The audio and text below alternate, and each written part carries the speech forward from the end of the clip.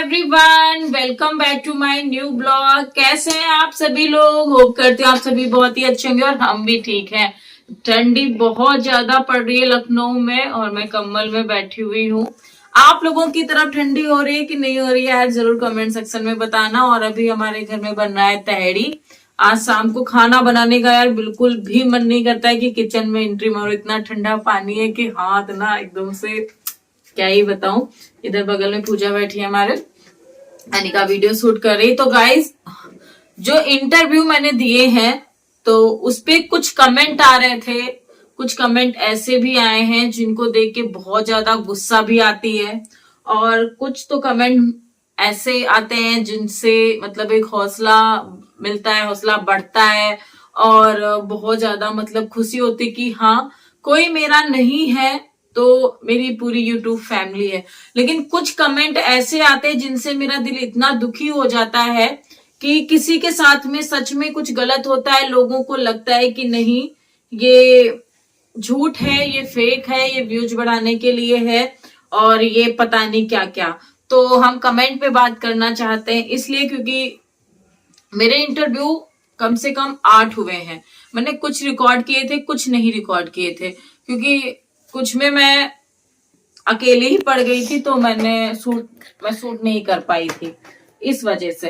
तो एक मतलब आया था कमेंट, एक ममता करके हैं, उन्होंने किया था। तो देखो, लेडी सबको पता है लेडीज की सबसे बड़ी दुश्मन है। सच में लेडीज ही एक लेडीज की दुश्मन है, वही नहीं समझती है कि लेडीज का दुख। तो उसने कमेंट किया कि देवर पे इल्जाम इसलिए लगा रही हूं मैं कि मैं देवर से शादी करना चाहती हूँ। मेरे को हंसी आ रही है इस बात पे, गुस्सा आई थी इस टाइम पे, लेकिन अभी हंसी इसलिए आ रही है कि उनको लगता है कि मैं देवर से शादी करना चाहती हूँ, इसलिए मैं देवर की बात करती हूँ कि देवर ने घर ले लिया तो मैं देवर से शादी कर लूं तो मुझे मेरा घर मिल जाए।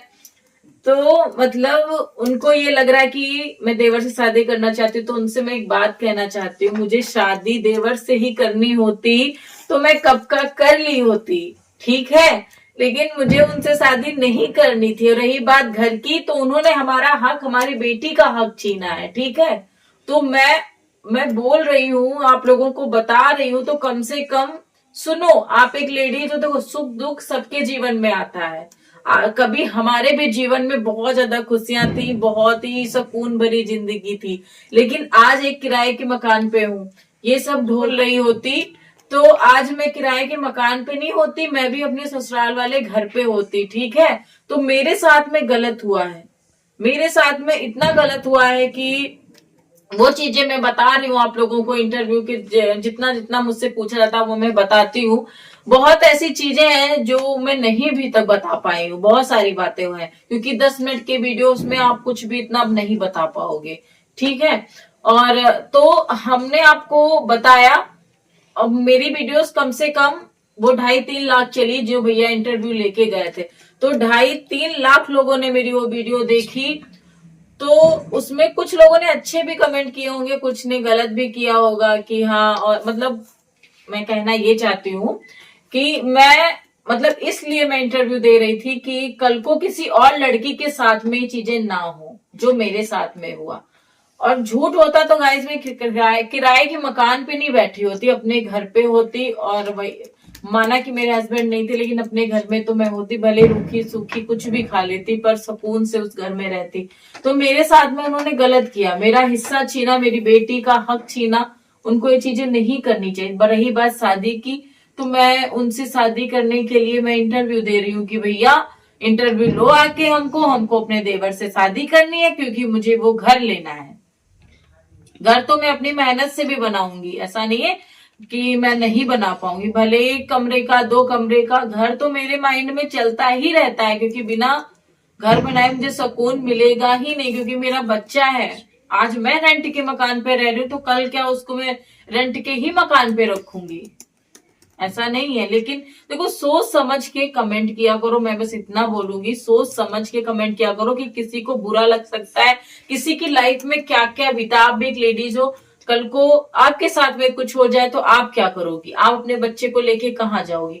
आपके हाथ में 1 रुपया ना हो, बच्चा आपका छोटा हो और आप दर दर की ठोकरें खा रही हो तो आपके दिल पे क्या बीतेगी।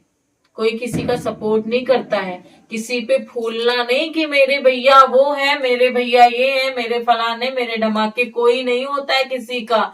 ये मैंने 4 साल के उसमें मैंने देख लिया है, समझे।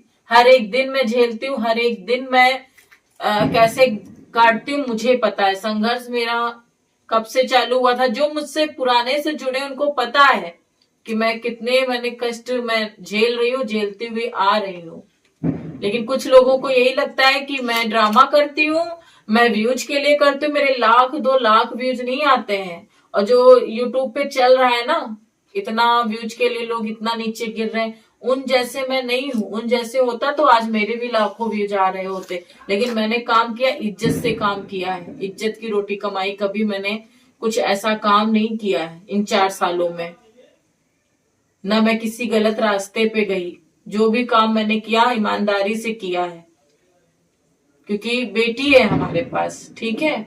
तो सोच समझ के कमेंट किया करो, ज्यादा मत बोला करो।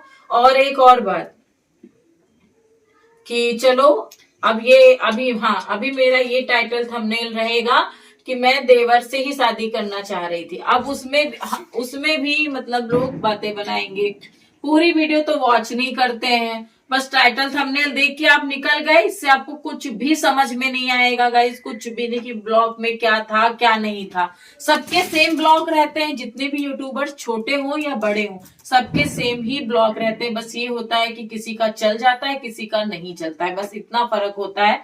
ब्लॉग सबके सेम होते हैं, मेहनत सब सेम ही करते हैं, बस किस्मत शायद मेरी साथ नहीं दे रही। आज एक कमेंट आया था, उस पर मैं बात करूंगी कि किसी ने बोला था कि नेहा दीदी का सपोर्ट करो, वो इतनी मेहनत करती, इतने अच्छे अच्छे ब्लॉग बनाती हैं, और फिर भी पता नहीं क्यों उनका चैनल नहीं ग्रो करता है। मैं दिन रात उनके लिए प्रे करती हूँ कि नेहा दीदी के जल्दी 1 लाख सब्सक्राइबर हो जाए। तो थैंक यू सो मच। तो कुछ तो नफरत करने वाले हैं, कुछ प्यार करने भी वाले हैं मेरे, बस उनके लिए ही वीडियोस में बनाती हूँ। मैं ये नहीं चाहती कि मैं फेमस हो जाऊं, बस मैं ये चाहती हूँ कि मेरी इनकम आती रहे, मैं अपनी बच्ची को पढ़ाती रहूं बस। आज मैं टोपा लगा के बैठी हूँ, पता नहीं मुझ पे टोपा कैसा। मैंने एक रील बनाई थी, चाहे एक फ्लैट बिक जावे पर पूजक ब्याह हो जावे। बहुत मस्त वीडियो था। और आप लोग प्लीज ज्यादा से ज्यादा प्यार सपोर्ट दो मुझे, मेरे शॉर्ट वीडियोस पे भी, लॉन्ग वीडियोस पे भी। और यार हर चीज मैनेज करके, सारे काम करके मैं कर पाती हूँ, जैसा भी कर पाती हूँ आप लोगों के लिए, क्योंकि अब इसके बिना मैं रह नहीं सकती। बस इसीलिए, क्योंकि एक दिन भी ब्लॉग नहीं जाता मेरा ना, मन नहीं मानता है मैं जल्दी से ब्लॉग डालूं।